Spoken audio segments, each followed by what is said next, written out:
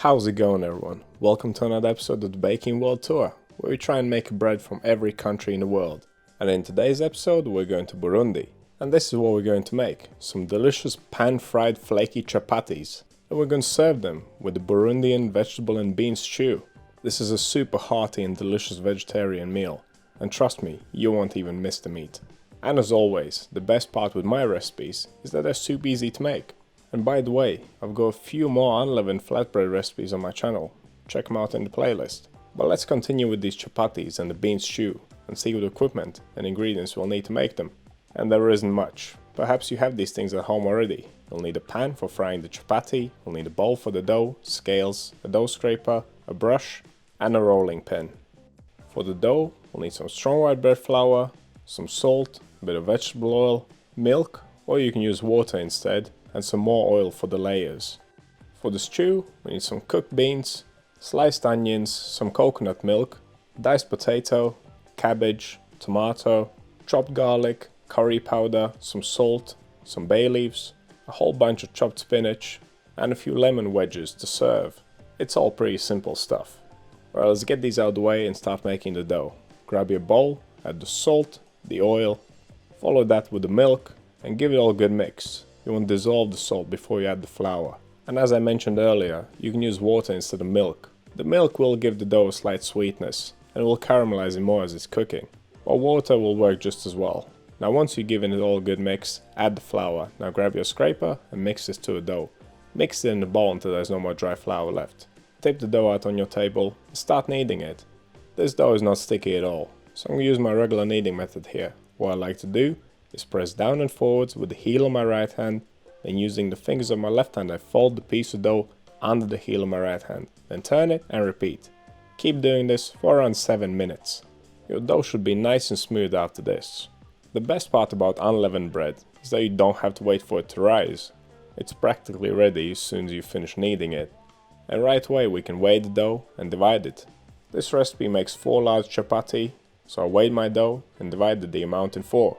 If you want to, you can divide the dough into 6 and make smaller ones.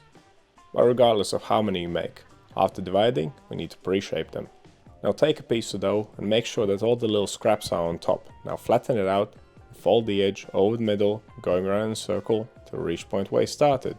Now flip it smooth side up, tighten it against the table, then pick it up and pinch the seam together at the bottom. And you should end up with a perfectly round ball. And if the first one wasn't perfect, you got plenty more to practice on. Now after shaping them tight, we need to let them rest. So I'm going to put them on a plate, wrap them up, and give them some time to relax. At the moment the dough is not very stretchy, we need to give it some time. Around 30 minutes at room temperature should do it. You could also refrigerate them if you want to make them later. But regardless of what you do, after resting, we can start shaping them up. Now grab a dough ball and dust it generously with flour. Now flatten it out and start rolling it with a rolling pin. To make it nice and round, I like to turn the dough after every time I roll it.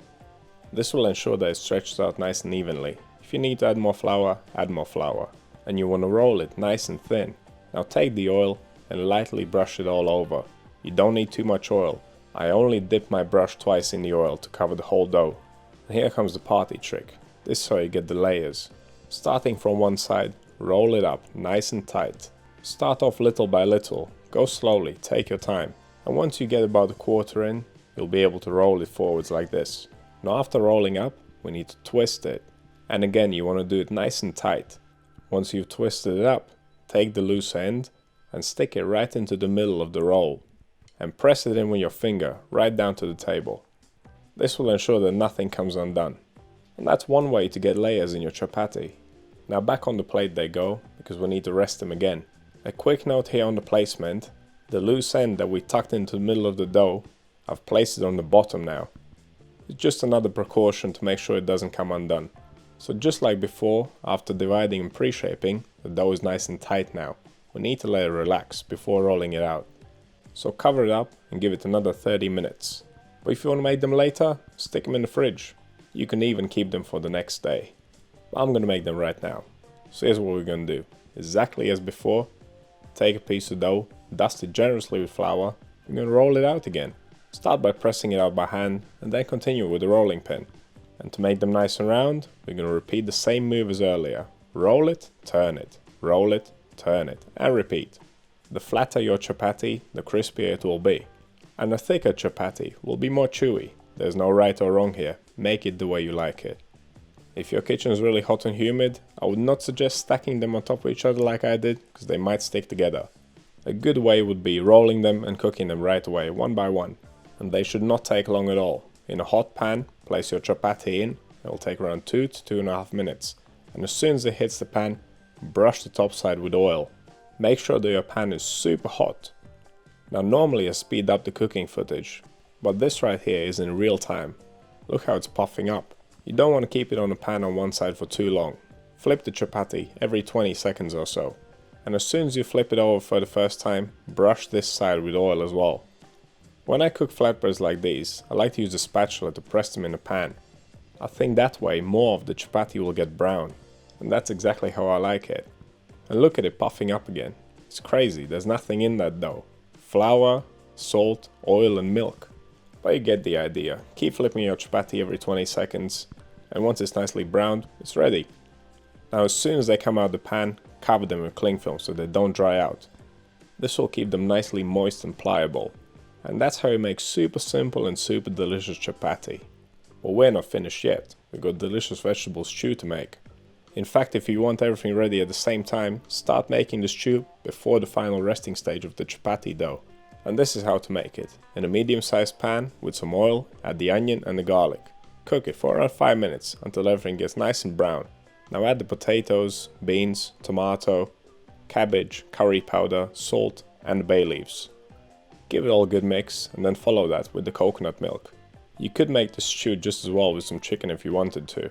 But trust me, this meal is so hearty, you're not gonna need the meat. Now bring it up to a simmer, turn the heat down and cook it for around 30 minutes. It should thicken up and have a nice rich color. Now switch off the heat, add the spinach and mix it through. And that is how you make an absolutely delicious Burundian bean stew. This meal was something else. Super easy to make and so delicious. It works really well with the chapati. But what do you think of this recipe? Have you tried making chapati before? What's your favorite vegetarian stew? Let me know down in the comments. And if you have any questions or suggestions, also let me know. And check out some more Baking World Tour videos. And of course don't forget to click that subscribe button, because if you love bread and baking, you've come to the right place. Thank you for watching, and I'll see you in the next one.